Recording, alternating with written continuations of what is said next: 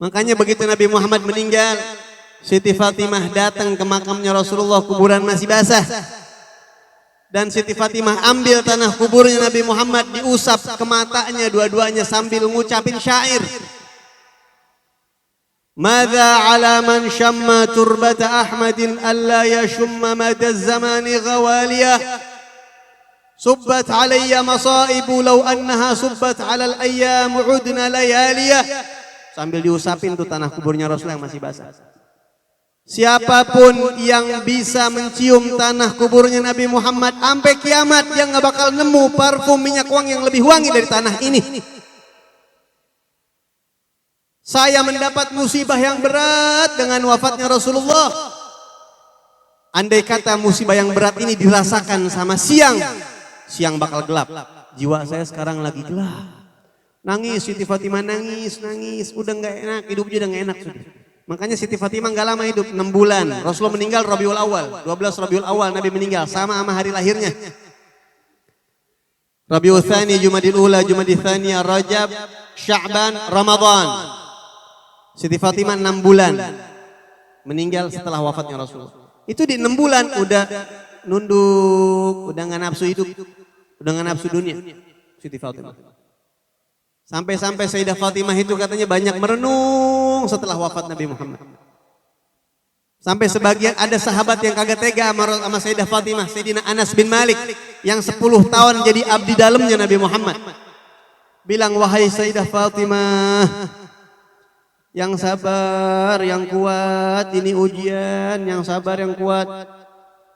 Disampaikan begitu sama Sayyidah Fatimah, Sayyidah Fatimah bilang apa?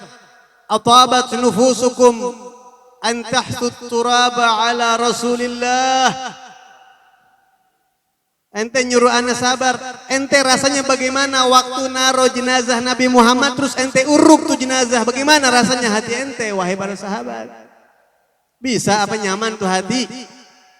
Ana mah nggak bisa, nggak tahu ana bagaimana ini ditinggal wafatnya Nabi Muhammad.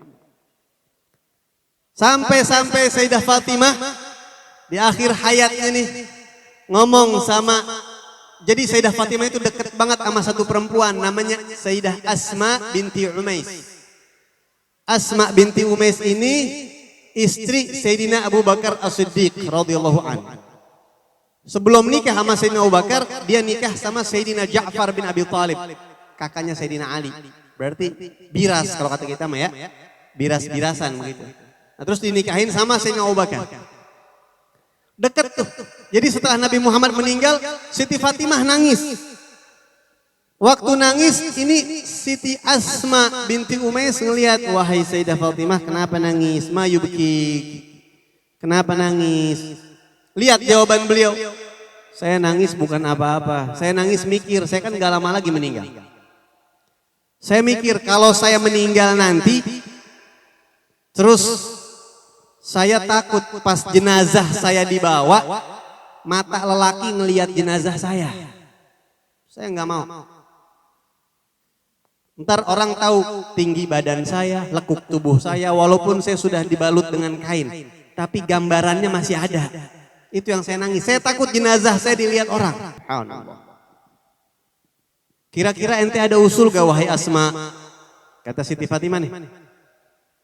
Kata Siti Asma apa? Kebetulan kan Siti Asma ini bekas istrinya Sayyidina Ja'far bin Abi Thalib.